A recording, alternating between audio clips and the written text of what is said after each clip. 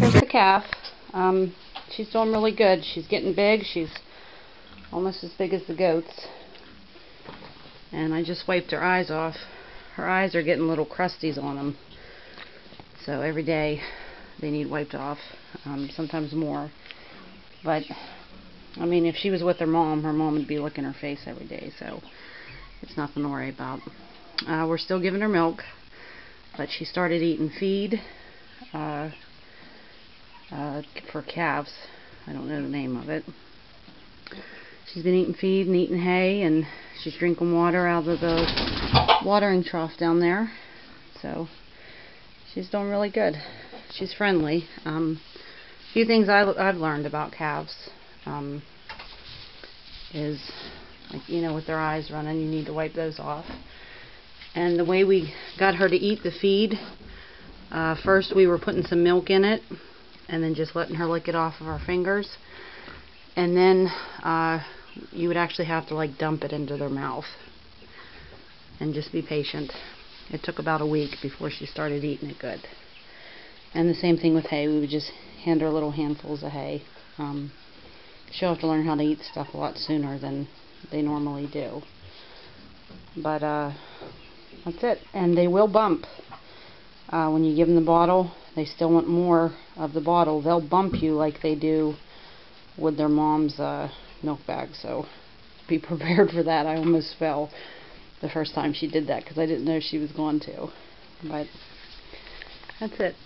Her and Penelope are friends. They hang around all day together. So there's the calf. Say bye. And here's the pigs. They're doing good. I believe last video I told you we had to put electric around because of the white-legged one there. He's bad. And he's too smart. So, and he's a lot bigger. I don't know why. He is a lot bigger than the other one. I don't know if you can tell. Let me try to get a side view. They're both the same age and same size when we bought them. So I don't know if maybe he's just eating more or what, but they're doing good. This one here is still a little bit skittish. I think it's just his personality.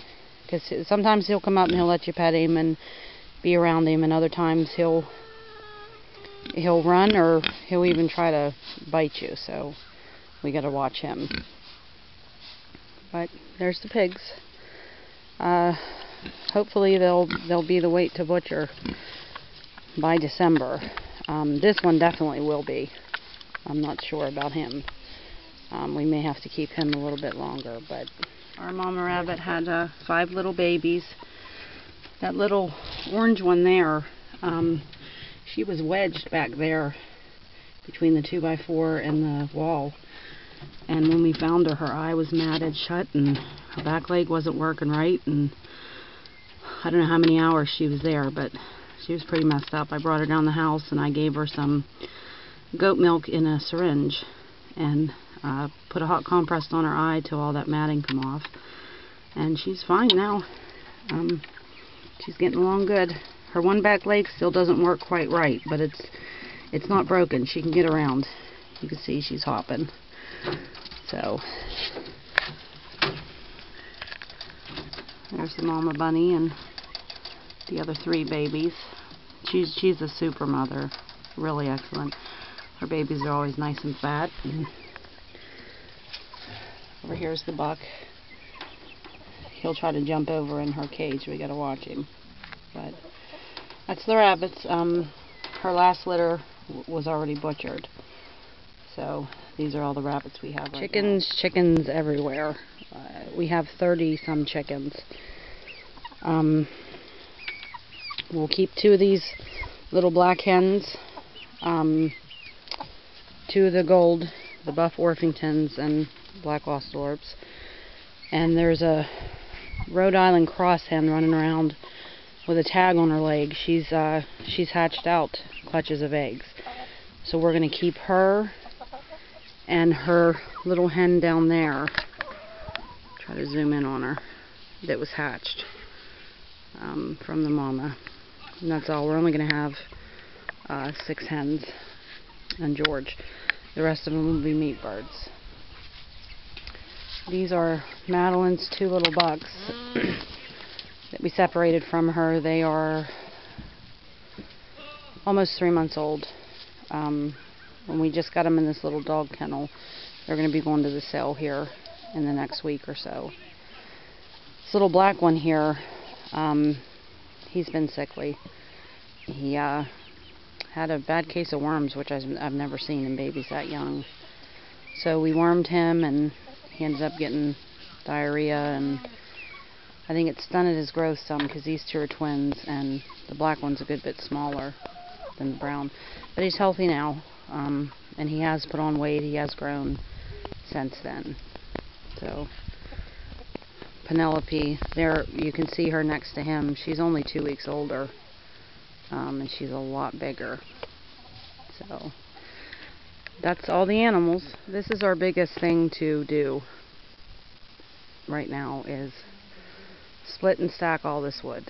We usually use about 8 to 10 cords a winter, but the almanac's saying this winter is going to be a really bad one, so we're hoping we have about 12 cords of wood here, and it'll all need to be split and stacked. Over here, we only got about a cord left from last year, and I don't know, maybe some of you don't know what a cord of wood is. A cord of wood is 4 foot tall, 4 foot wide like this, and 8 feet long. Each of that is a cord of wood. So most people, if you're heating solely with solely with wood, I've never heard anybody using less than 8 cord a winter. So I don't know, maybe there's newer furnaces now where it doesn't take as much as, the outside furnaces, but inside wood stove type things, probably be better to start out with 10 and then see how much is left, and then you'll know about what you need per winter. This is the most wood we've ever brought in. The pal's very wide and pretty long, so it's probably going to take us 2 whole days of splitting, and then another couple days of stacking, but we'll be warm. This is what's left of the garden. 2 bell pepper plants and a basketball. We succeeded. Finally grew a basketball. We left the pepper plants in because there was bell peppers starting to fruit on there, but I think they're rotten. I'm not going to get any more off of it. But we just tore all the plants out, and now we'll come in and till the ground up over where the garden is, and once all the leaves are off the trees, I'll put as thick a layer of leaves as I can on the garden, and throughout the winter we'll put our ashes from both wood stoves out here, just sprinkle them around, and that's all we do to our ground. And it really improves the soil. It'll take a couple years of you doing that, but you'll start to see your soil get better and better every year. So that's about it for fall time activities. I'm waiting for my marigolds to go to die so I can get the seeds from them. And there was no bugs in my garden this year at all. I didn't see a single one, and I think it's because those marigolds were right by it. So next year I'm going to plant them down alongside the house there, because that's right by the garden, and I think I'll do that every year because there was no damage at all. So maybe think about that if you're gardening and you have a lot of trouble with bugs every year. Go to the dollar store and get you some packets of marigold seeds and put them somewhere near. I mean, that's not very close. It's up there a good ways, but that's all. That's the fall chores and little update on the animals. Thanks for watching.